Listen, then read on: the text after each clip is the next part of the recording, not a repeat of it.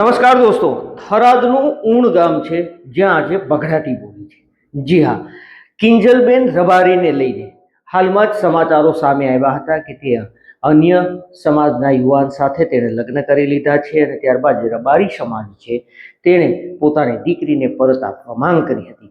જોકે કિંજલબેન રબારી તો પરત આવી ચૂક્યા છે, પરંતુ હવે નવો વિવાદ છંછેડાયો છે અને આજે ટોળા દ્વારા પોલીસ ઉપર પથ્થરમારો કરવામાં આવ્યો, કારોના કાચોની તોડફોડ કરવામાં આવી, લોકોના મકાનો ઉપર પથ્થર ફેંકવામાં આવ્યા. આખરે મામલો છે શું કારણે આ ટોળા એકઠા થયા હતા અને ઊણ ગામે કેમ પહોંચ્યા હતા, આ તમામ મુદ્દે વાત કરીએ. વિડીયોની શરૂઆત કરીએ.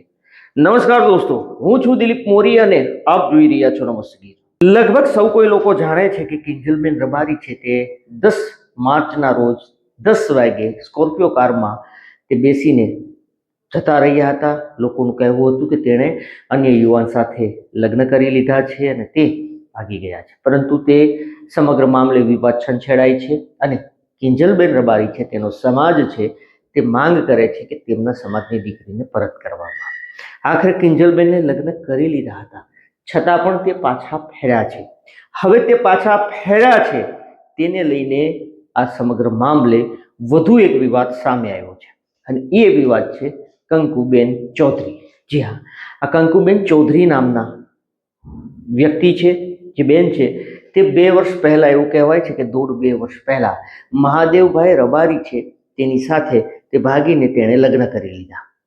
હવે કિંજલબેન રબારી પોતાના ઘરે પરત આવતા આ જે કંકુબેન છે તેના પિતા મતલબ કે જગમાલભાઈ ચૌધરી છે તેણે માંગ કરી કે અમારો શું વાંક છે, અમારી દીકરી 2-2 વર્ષથી અમારા ઘરે નથી, એને મહાદેવભાઈ રબારી ભગાડીને લઈ ગયા છે, અમારી દીકરી અમને પરત આપો. આવો એક વિડીયો સોશિયલ મીડિયાની અંદર વાયરલ થાય છે.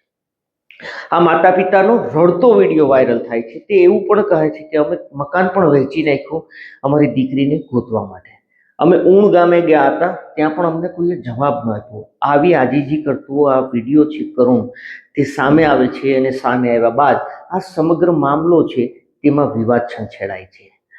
આ જે જગમાલભાઈ ચૌધરી છે તેનો સમાજ છે તે એકઠો થાય છે અને એ કહે છે કે અમે અમારા સમાજનો જે દીકરો હતો તેને જે આ કિંજલબેનને લઈ આવ્યા હતા એને પરત કરી દીધા છે, પરંતુ હવે અમારી દીકરી સામે છે તેને આપવામાં આવે, આવી માંગ ઉઠી હતી. અને તેના કારણે જ આજે મહાસંમેલન છે તે આ ચૌધરી સમુદાય છે તેનું મહાસંમેલન છે તે યોજાયું હતું થરાદની અંદર, જ્યાં અનેક તાલુકાના જે ચૌધરી સમાજના લોકો છે તે એકઠા થયા હતા. વાવ, થરાદ, પાટણ, મહેસાણા, બનાસકાંઠા સહિતના વિસ્તારના ચૌધરી સમાજના લોકો છે તેનું આજે મહાસંમેલન હતું. આ સંમેલન છે તે શાંતિપૂર્ણ રીતે પૂર્ણ થયું હતું, પરંતુ 64 ગોળ આંજણા ચૌધરી સમાજના પ્રમુખ છે એક રજનેશભાઈ ચૌધરી, તેમણે એવું કીધું હતું કે 5 દિવસમાં અમે કીધું છે કે 5 દિવસમાં અમારી દીકરી છે તેને પરત આપવામાં આવે